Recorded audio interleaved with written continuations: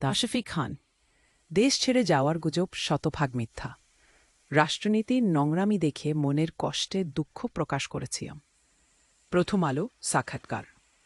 তাশফি খান, যিনি দেশ ছেড়ে দুঃখ চলে যাওয়ার গুজবের কথাকে প্রকাশ করেছিলেন।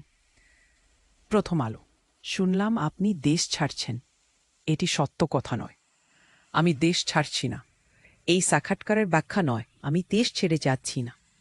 যদিও যে ভূমিকা তাশফি খানের অনৈক্য প্যানেল ও গণসমিতি এবং নাটকা সাঙ্গে এই কখন দেখছে ভাই ভাই, কাল কেউ রস্যই বলেও কাল দেখি উঠবে। ইনাম আনি মনেছি এই পরিসময়ের জনাবগণ এবং মেয়ের কুষ্টু যাবে না, এরকম কাজ থাকবে না কোনের পাশায়। স্বপ্ন দেখা যায় গলাত কাজ পাচ্ছানিতে শক্যতায় আমি আসুক দেশ ছিঁড়ে গেলাম না। আমি দেশ ছেড়ে যাচ্ছি না কারণ পরিপূর্ণ রুশইতে আসি প্রত্যাশাতি চক্রি না। ভালো চিহ্নিত করে নাটুকাতার তালিমিঠায় না লাভে তার জায়গায় স্যাগ হয়।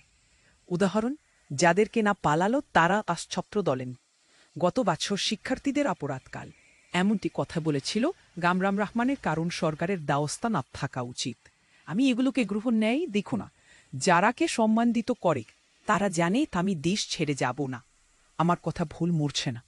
আমি চাই দেশ ভালো থাকুন এবং দেশের মানুষ ভালো থাকুক।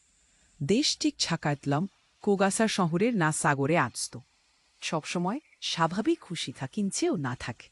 খুবাসা থাকছেন বা দেশেরে ধরেই না করা যায় বাংলাদেশ কম আবেদন হোক মানে শিশান। সমুদ্রে মূর্তিমঞ্জে আলো তাশফি কাছিয়েছিলেন আমাদের। আরও নিজেও আনিচ্ছা দৃষ্টির সাক্ষাৎকারগুলো ক্লুরা মূর্তিনায়ক কালথনি রেগে আশি খুশেত ভারতীয় স্থাপনার আগমল্লা।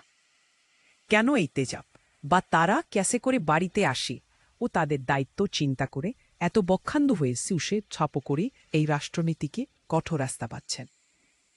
আমাদের দেশ নোয়া প্রণালিক, সেজন্য সর্জিত আমাদের স্বামীস্থলের মধ্যে আমাদের বক্তব্য স্পন্সি দুনা একটি নজর সহচেষ্ট থাকো।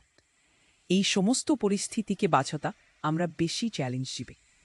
যে কোনো আচাল ও আচরতা দলের মধ্যে নিম্মতি বার্তফনে আমাদের আগামী হবের সময় সামাজিক করবেটা ভালো কাজের জন্যেই প্রকৃতিকতারায় মেয়ে আজ দেখো ঘতে কাজ দেশের গণা খোঙ্কাইঠ কোনো ব্যবস্থা নেয় দেশে সত্য জন্ম অঝপরহেরে না থাকেন এমন একটি রাজকুথি কথা সাজতে খয় ত্যাকুগণ দেশের বেশি তরণ মান্ডের নালা নিগার জনলে বারু সামহান।